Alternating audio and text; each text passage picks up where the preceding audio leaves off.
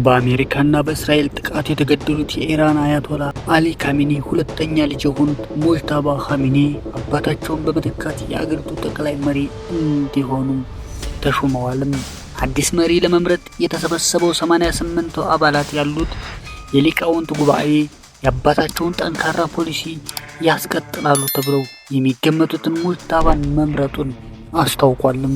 ሙጅታባ ይህንን ስልጣን የተረከቡት የአሜሪካ ፕሬዝዳንት ዶናልድ ትራምፕ ራሳቸው እንዲሾሙ እንደማይፈልጉ እየተናገሩ ባሉበት ወቅትም ነውም። የሙጅታባ መመረጥ ተቀባይነት እንደሌለው ሲናገሩ የቆዩት ትራምፕ ምርጫው ይፋ ከሆነ በኋላም ደስተኛ አለመሆናቸውን እንደገለጹ ፎክስ ኒውስ የዜና ወኪል ዘግቧልም።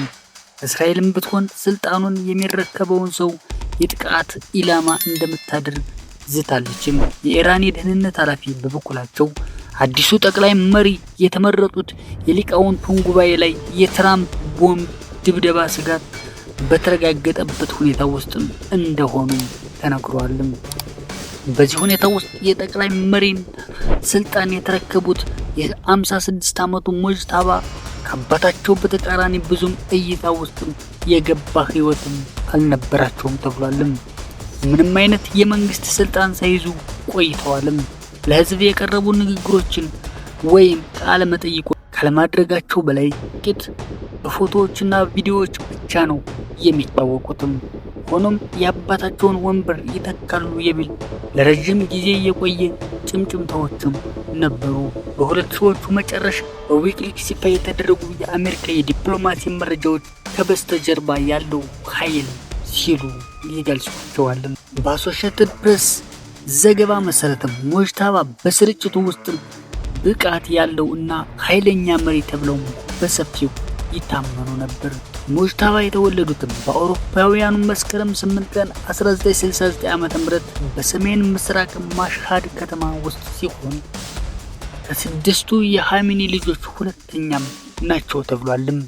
የሁለተኛ ደረጃ ትምህርታቸውን በዋና ከተማዋ ቴሄራን ውስጥ በሚገኘው ሃይማኖታዊው አላቪ ትምህርት ቤትም ተከታትለዋልም። ሙጅታባ በ17 ዓመታቸው በኢራን ኢራቅ ጦርነት ወቅትም ለበርካታ አጫጭር ጊዜያት በአገራቸው ጦር ውስጥም አገልግለዋል ሲሉም የኢራን መገናኛ ብዙሃንም ዘግበዋልም። በሁለቱ ሀገራት መካከል ለእስልምና ለ8 ዓመታት የዘለቀውን ደም አፋሳሽ ጦርነት የኢራን አገዛዝ ኢራቅ ይደግፍ በነበሩት በአሜሪካና በምዕራባውያን ላይ ያለውን ጥርጣሬ እየበለጠ እንዲያጠናክር አድርጎታል። በ1990ዎቹ ሙጅታባ የሺህ ሃይማኖታዊ ትምህርታቸውን ለመቀጠል ቆሞ ለተባለችው የሺዓዎች ቅድስት ከተማ አቅንተዋልም። ከዚያም መልስ እስካሁን ድረስም የሃይማኖት አባቶች ልብስ ያለበሱ ሲሆን በለጋ ዕድሜያቸውን ሊከታተሉት የሚገባውን ሃይማኖታዊ ትምህርትም በ30 ዓመታቸው ለመከታተል ለምን እንደወሰኑ አይታወቅም። ሙጅታባ በኢራን አመራር ውስጥም በመካከለኛው ደረጃ ላይ ያሉ ሃይማኖታዊ መሪም በመሆናቸው ጠቅላይ መሪ ሆነው ለመመረጥ ያላቸውን እድል ሊያደናቅፈው ይችላል የሚል ግምትም ነበር።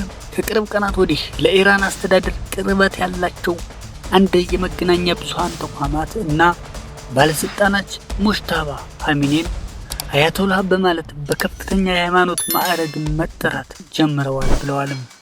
አንዳንድ ታዛቢዎች ጉዳዩ የሃይማኖት ደረጃ ከፍ ለማድረግና ለሀገሪቱ አመራርነት እጩ አድርጎ ለማቅረብ እንደተዘየደ ሙከራም አድርገው ቆጥረውታልም። አያቶላ የሚለው ማዕረግ መያዝ የአንድ ሰው የትምህርት ደረጃና እውቀት አመላካች ተደርጎ ይወሰዳል። ቀጣዩን መሪ ለመምረጥ የሚያስፈልጉትን መስፈርቶችና ቅድመ ሁኔታዎች አንዱ ተደርጎም ይቆጠራል። ሟቹ አያቶላ አሊ ካሚኒ በአውሮፓውያኑ 1989 ሁለተኛው ጠቅላይ መሪ ከሆኑ በኋላ በፍጥነት አያቶላ ተብለው ማዕረግ በመሰጠቱ ማስታወስ ያስፈልጋል። የሙጅታባ ስም ለመጀመሪያ ጊዜ ወደ ህዝብ ጎልቶ የደረሰው መሐሙድ አህመድ ነጂድ በአውሮፓውያኑ 2005 ፕሬዝዳንታዊ ምርጫ ባሸነፉበት ወቅት ነው። የለውጥ አራማጁ እጩ መሃዲ ካሮቢ ለጠቅላይ መሪው አያቶላ አሊ በጻፉት ግልጽ ደብዳቤ ልጃቸው ሙጅታባ በአብዮታዊ ዘብና በሲጅ በሚባለው መንግስታዊ ሚሊሻ አማካኝነት አህመዲጅድ እንዲያሸንፉ ለሃይማኖት ቡድኖች ገንዘብ በመስጠት በድምጽ አሰጣጡ ላይ ጣልቃ ገብተዋል ሲሉም ከሰዋቸዋል። ከአራት ዓመታት በኋላ ሙጅታባ ተመሳሳይ ክስም ገጥሟቸዋል። የአህመዲጅድ ዳግም መመረጥ በመላው አገሪቱ አረንጓዴ ንቅናቄ በመባል የሚታወቀውን ህዝባዊ ተቃውሞ ቀስቅሷል።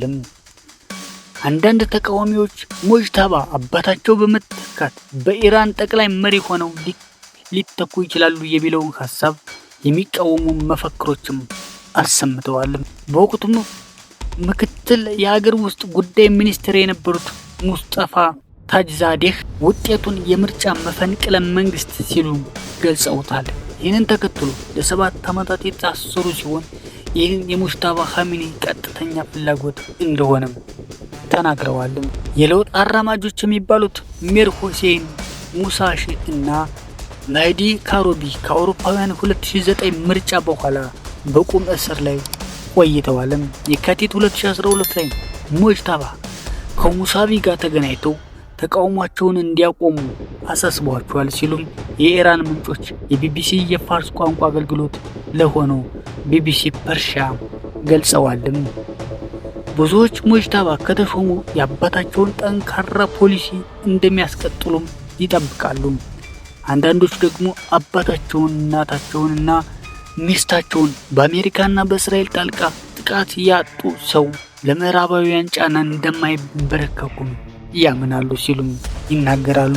የእስላማዊ ሪፐብሊክ ህልውና ማረጋገጥና ሀገሪቱን ከፖለቲካዊና ኢኮኖሚያዊ ውድቀት ለማዳን ትክክለኛው ሰው መሆናቸውን ለህዝብ ለማሳወቅ ከባድ ስራ እንደሚጠበቅባቸውም ይታመናል።